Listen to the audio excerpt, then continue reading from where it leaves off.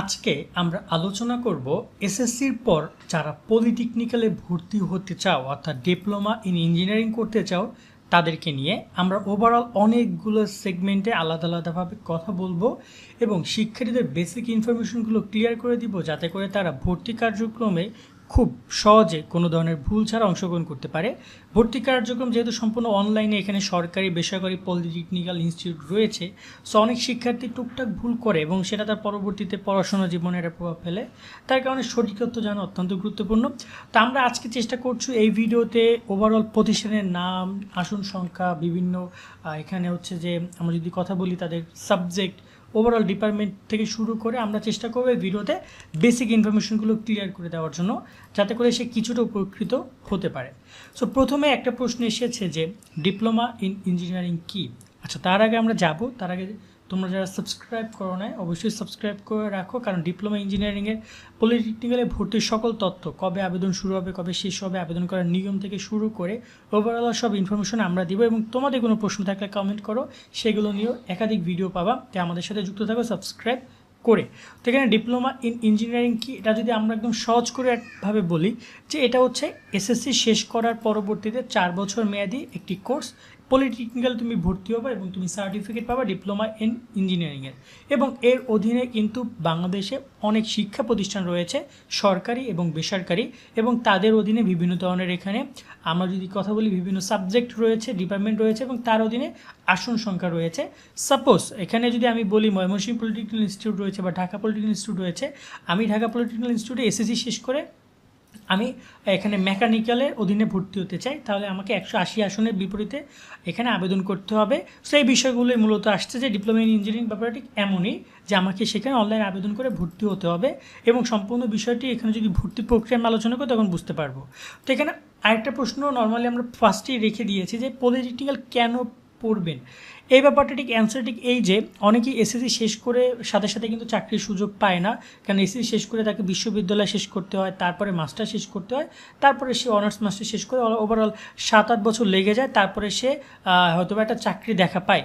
কিন্তু পলিটেকনিক্যালের ক্ষেত্রে তা না, এখানে কিন্তু সব কিছু হাতে কলমে শেখানো হয় এবং সেই শিক্ষাটাকে বেশি দেয়। তো এখানে যদি একজন শিক্ষার্থী ভালো একটা রেজাল্ট করে, ভালো কিছু করতে পারে, সে কিন্তু ওভারঅল 4 বছর এই পড়াশোনা কার্যক্রম শেষ করে বাংলাদেশ বর্তমান সমসাময়িক দিক থেকে একটা চাকরি সে ম্যানেজ করতে পারবে বা একটা চাকরি করতে পারবে। অর্থাৎ যাদের পড়াশোনা করা আসলে দীর্ঘদিন করার ইচ্ছা নেই, তারা পলিটেকনিক্যাল নিয়ে পড়তে পারে। এবং এই সেক্টরের চাহিদা দিন দিন আরও ব্যাপক বৃদ্ধি পাচ্ছে, কারণ এখন সারা দেশেই মূলত বা সব জায়গায় তারা চেষ্টা করে যে যেখানে হাতে কলমে বা যে সকল শিক্ষার্থী অভিজ্ঞ বা তারা কাজ জানে তাদেরকে এখানে গুরুত্ব দেওয়ার। সো এই বিষয়গুলো তো রয়েছে। দেন আমরা কথা বলি ভর্তি প্রক্রিয়া কী, এটা নিয়ে। ভর্তি প্রক্রিয়া যদি আমি একদম সহজ করে বলি, ভর্তি প্রক্রিয়াটা মূলত শুরু হবে এটা আবেদন বিজ্ঞপ্তির মাধ্যমে। কারিগরি শিক্ষা বোর্ডের অধীনে এই পলিটেকনিক্যাল ইনস্টিটিউটে আবেদন শুরু হবে, যেখানে সরকারি বেসরকারি 2টা পর্যায়ে আবেদন চলবে। এখানে শিক্ষার্থীরা আবেদন করতে পারবে ওভারঅল এখানে প্রথম পর্যায়ে, দ্বিতীয় পর্যায়ে, এরকম বেশ কয়েকটা পর্যায়ের মাধ্যমে শিক্ষার্থীদের আবেদন চলে। তো এখানে আবেদন নিয়ে মূল যদি বলি, এখানে সর্বনিম্ন 20টি সর্বোচ্চ মানে 20টি কলেজ পর্যন্ত আবেদন করা যায়। এটা প্রতি বছর ভর্তি বিজ্ঞপ্তির মাধ্যমে ক্লিয়ার করা হয়। এখানে যদি আরও সহজ করে বলি, আপনি একজন শিক্ষার্থী, আপনি আবেদন করার জন্য মোবাইলে সুন্দরভাবে টাকা পরিশোধ করে 160 টাকা বা 70 টাকা ফি নেবে, সেটা পরিশোধ করে 20টা কলেজ আপনি এখানে চয়েস দিতে পারবেন। 20টা কলেজে চয়েস দেওয়ার পরবর্তীতে সেখান থেকে আপনাকে আপনার কলেজ বেছে নিবে বা আপনাকে আপনার রেজাল্টের উপর ভিত্তি করে সব কিছু হবে। এখানে কোনো ভর্তি পরীক্ষা নেই যে পরীক্ষা দিতে হবে, জাস্ট রেজাল্টের উপর ভিত্তি করে কলেজগুলো নিয়ে নেবে। এখন বিভিন্ন জায়গায় যোগ্যতার বিষয়টা রয়েছে, তবে অন্য সময় একাদশ শ্রেণী যেমন প্রত্যেকটা কলেজের ইন্ডিভিজুয়াল যোগ্যতা রয়েছে, বাট এখানে তা নাই। এখানে বিজ্ঞপ্তির মাধ্যমে ওভারঅল যোগ্যতা দেখিয়ে দেওয়া হয়, পরবর্তীতে কলেজগুলো ভালো স্টুডেন্টগুলো বেছে নেয়। সেই বিষয়গুলো রয়েছে। ভর্তি প্রক্রিয়া একদম সিম্পল।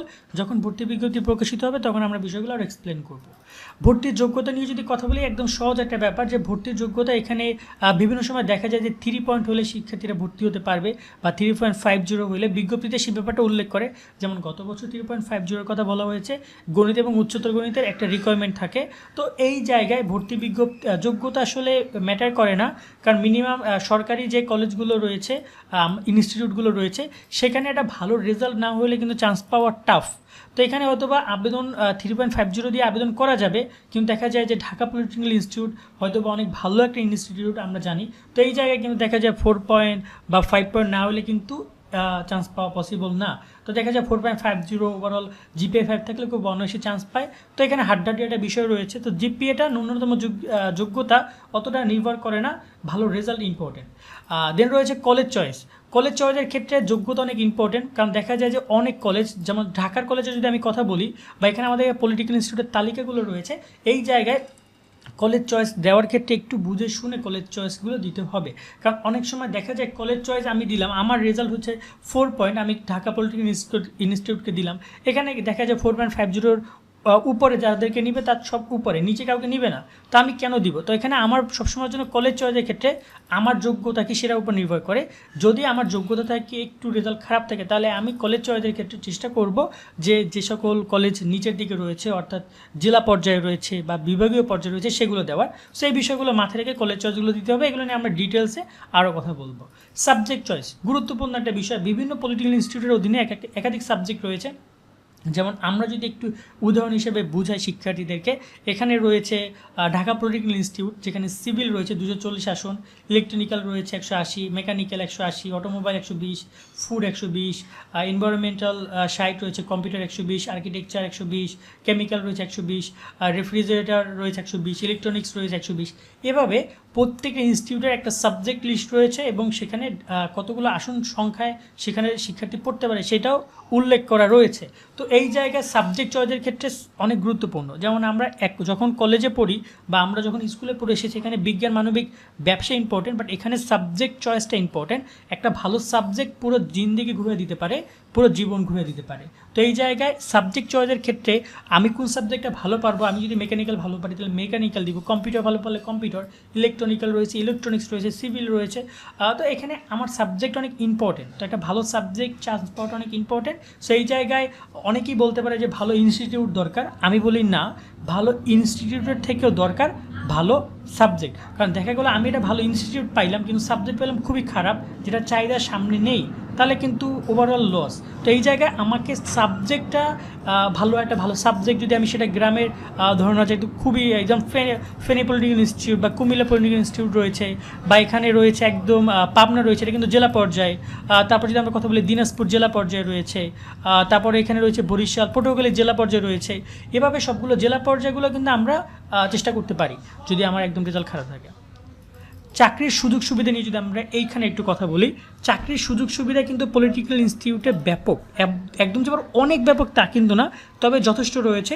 একজন শিক্ষার্থী এখানে পাশ করার পর খুব কম শিক্ষার্থী বেকার থেকে, যে রেশিওটা এইচএসসির থেকে অনেক কম। কারণ দেখা যায় এইচএসসি কমপ্লিট করে প্রতি বছর লাখ লাখ শিক্ষার্থী গ্রাজুয়েশন কমপ্লিট করে বের হয়, সে অনুযায়ী কিন্তু চাকরি থাকে না। তো এই জায়গায় পলিটেকনিক্যাল ইনস্টিটিউটের চাকরির সুযোগ সুবিধা ভালো, স্যালারিও স্ট্যান্ডার্ড স্যালারি।